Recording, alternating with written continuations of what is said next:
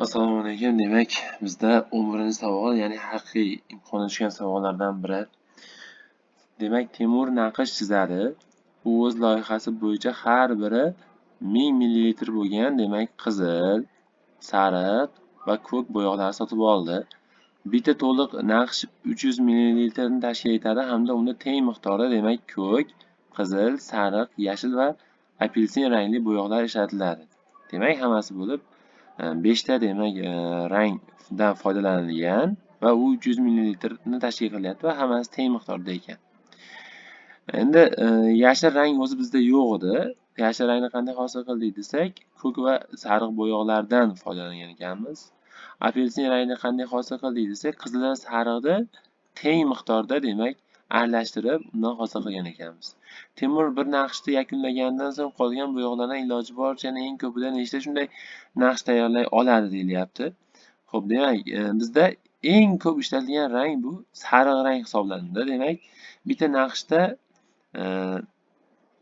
bitta naqshimiz, demak, 300 ml tashkil qildi va bunda mana bitta naqshimiz 300 ml tashkil qilgan bo'lsa, unda teng miqdorda har bir ranglar berilyapti. Demak, 300 ml ni bo'lamiz.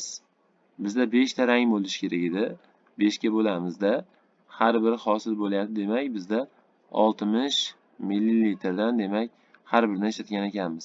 Yashildan ham, demak, 60 ml, ko'k rang ham 60 ml, demak, keyingi rang ham 60 ml, keyingisi ham sariq ham 60 ml va apelsin rang ham 60 ml ni tashkil qildi. Biroz rasm, demak,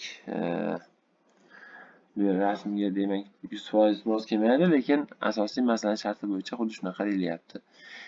Endi bu yerda, demak, eng ko'p ishlatilgan rang sariq bo'ldi. Sababi nimaga desa, biz yashil rangni hosil qilish uchun, mana shu 60 ni hosil qilish uchun teng miqdorda sariq va yashilni hosil qilish uchun teng miqdorda ko'k va sariqdan ishlatganmiz deganligi uchun buni ichidagi 60 bu 30 ko'k rang hisoblanadi va qolgan 30 ham sariq rang hisoblanadi.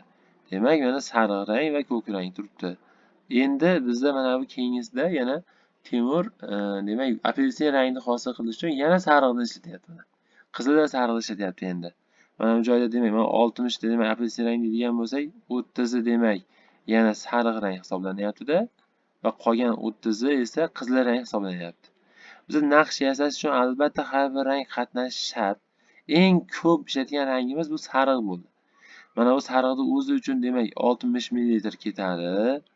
Demak, yashilda ham 30 ml, apelsinda ham 30 ml bo'lib turib, 60 ml, demak, sariqqa ketadi. Hammasi bo'lib bitta naqshimizda 120 ml sariq rang, demak, ketyapti ekan eng ko'p miqdorda. Lekin ana ko'k va qizil bo'yoqlar ortib qoladi. Undan kamroq, bulardan kamroq ishlatilar ekan. Xo'p, endi demak, sariq rang eng ko'p ishlatilganligi uchun hammasi bo'lib sariq rang necha naqshga ketadi deydigan bo'lsak, biz 1000 ni bo'lamiz 120 ga. 120 ga bo'lganimizda butun qismini olamiz. Biz buni butun qismini olgandan keyin javobi 8 chiqadi. Endi savol shartida 8 ni olib qo'ysangiz, demak, xato bo'ladi.